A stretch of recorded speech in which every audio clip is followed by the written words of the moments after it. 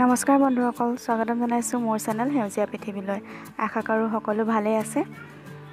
আজি দুটা ৰেচিপি আপোনালোকৰ লগত শ্বেয়াৰ কৰিবলৈ ওলাইছোঁ। সেয়া হৈছে গাহৰি মাংসৰ, এটা হৈছে পাতত দিয়া আৰু এটা হৈছে নলকচুৰ লগত। আপোনালোকে কি বুলি কয় মই নাজানো, কিন্তু আমি নলকচু বুলিয়ে কওঁ। তেনেহ'লে আহকচোন ভিডিঅ'টো চাওক, আৰু যদি ভিডিঅ'টো ভাল লাগে লাইক কৰিব, শ্বেয়াৰ কৰিব আৰু মোৰ চেনেলটো প্লিজ ছাবস্ক্ৰাইব কৰি দিব।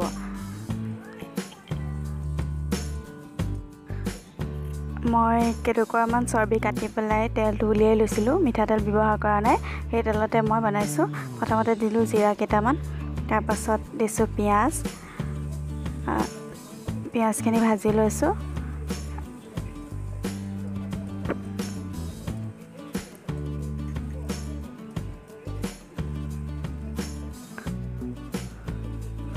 আৰু দিছোঁ আদা নহৰু খুন্দি লোৱা।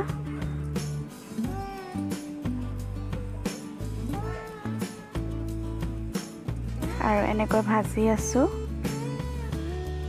তাত দিছোঁ বিলাহী, কাটি লোৱা বিলাহী দিছোঁ। আৰু এতিয়া এইখিনি ভাজি ল'ম।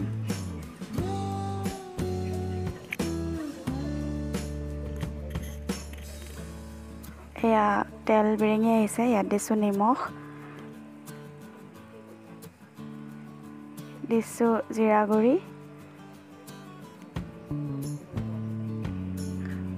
অলপ ৰেড চিলি পাউডাৰ, ধনিয়া গুড়ি আৰু হালধি গুড়ি। এতিয়া এইখিনি ভাজিম, তেল বিৰিঙা অহালৈকে ভাজিব লাগিব।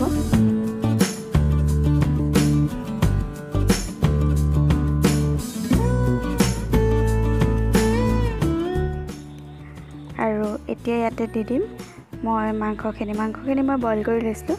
আপোনালোকে যেনেদৰে ভাল পায় তেনেদৰে দিব পাৰে। আৰু মাংসখিনিৰ লগত মছলাখিনি ভালদৰে ভাজি অলপ সময় এনেদৰে ঢাকি ৰাখি দিম। মই জুইতে বনাইছোঁ, আপোনালোকে দেখিছে, কাৰণ জুইত বনাই খোৱাটোৰ সোৱাদেই বেলেগ, নহয়নে?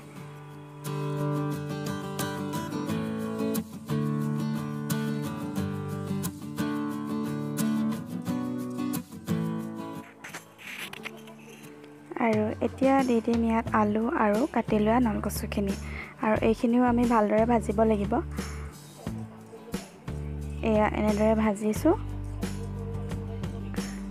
আৰু অলপ সময় ভজাৰ পাছত আকৌ ঢাকি ৰাখি দিম।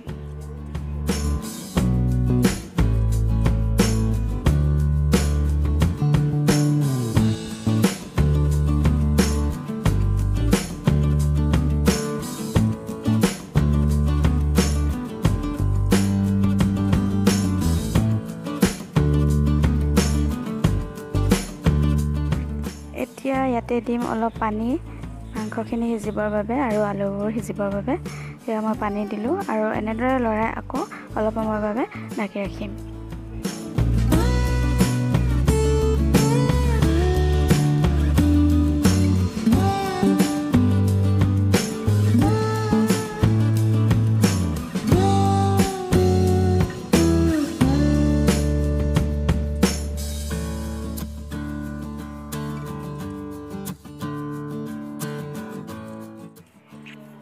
আৰু এতিয়া ইয়াতে দি দিছোঁ মই কাটি লোৱা মান ধনিয়া, আৰু আমাৰ মাংস ৰেডি।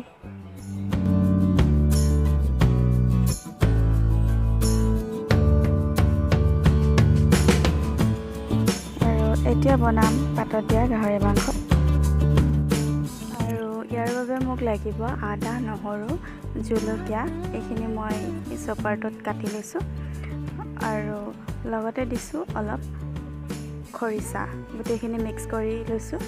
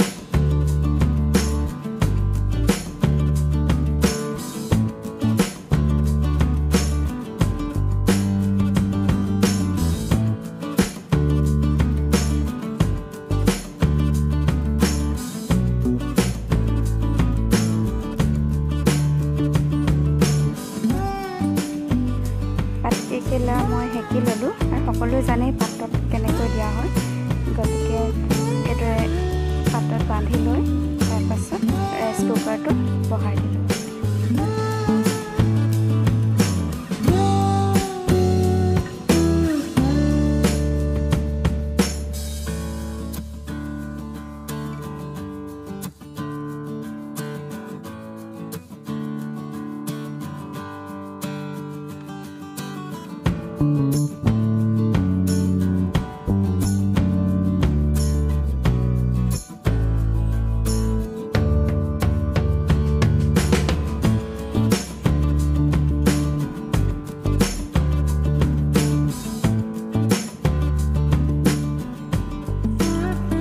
বইল হোৱাৰ পাছত মই জুইত এখন গৰম হ'বলৈ দিছিলোঁ, তাতে অলপ তেল সানি লৈছিলোঁ আৰু তাৰপাছত পাতত দিয়া টোপোলাকেইটা মই তাত সেকি দিলোঁ। তেতিয়া পুৰাৰ দৰে লাগিব খাবলৈ। আৰু এয়া ৰেডি। ভিডিঅ'টো শেষলৈকে চোৱাৰ বাবে বহুত বহুত ধন্যবাদ।